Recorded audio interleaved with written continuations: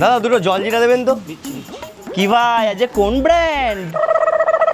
আচ্ছা মুশকিল যে এই গরমে একটু ঠান্ডা জলের সাথে জলজিরা মিশিয়ে খাবো, সেখানেও মানুষের অসুবিধা। মানে কি বলবো, যাই হোক। এখন পাড়ার মোড় হোক কিংবা শ্যামবাজারের চৌমাথা, পল্টু কাকু হোক কিংবা আব্দুল চাচা, যার দোকান থেকে তোমরা জলজিরা কিনবে সেই ভেবে নেবে এ বেটা আজকে মদ খাবে।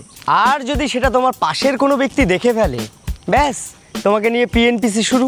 ছি ছি ছি ছি, আবিরের ছেলেটা এই বয়স থেকেই মদ খাচ্ছে। ছি ছি। না মানে তোমরাই বলো, একজন সাধারণ মানুষ জলজিরা কিনে খেতে পারে না? জলজিরা খাওয়ার জন্য মাতাল হতে হবে?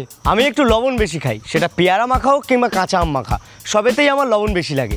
আবার এদিকে লবণ বেশি খেলে বাড়িতে উদম ঝাড় খেতে হয়, এই জন্য আমি লবণ ছেড়ে জলজিরাতে শিফট করলাম, আর এটাই আমার কাল হয়ে দাঁড়ালো। এই মদ খাওয়া হিচিক বিচিক পাবলিকগুলোর জন্য জলজিরার মান সম্মান পুরো ড্রেনের জলে ভেসে গেছে। চোখের জলে ভাসিয়ে দিলাম মনের ঠিকানা।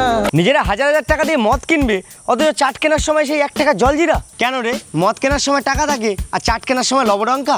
মানুষের পেট ঠান্ডা করার জন্য নটরাজ কোম্পানি আমার নাম রেখেছিল জলজিরা, কিন্তু কিছু মদমাতাল হোগো মারানির জ্বালায় আমার এই জলজিরা নামটা মনে হয় আর রইবে না। এই জলজিরা নামের জায়গায় চাটজিরা হয়ে যাবে।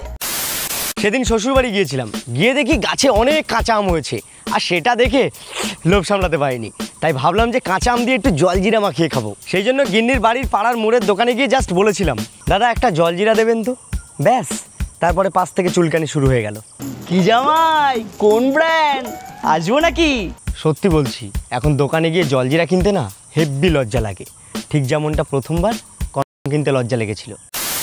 আমি চরমতর দাবি জানাচ্ছি, এই জলজিরা নামক বস্তুটিকে শুধু ভারতবর্ষ নয় পৃথিবী থেকে ব্যান করা হোক, না হলে চাটের দোকানদারগুলো ভিখারি হয়ে যাবে। 5 minutes later. ভাই ওয়েদারটা দেখেছিস, পুরো ঘ্যামা ওয়েদার। এই ওয়েদারে একটু ওলমঙ্কের সাথে জলজিরা হবে না? ও ও দারুণ, চল চল ভাই চল চল চল। দেরি করিস না, চল।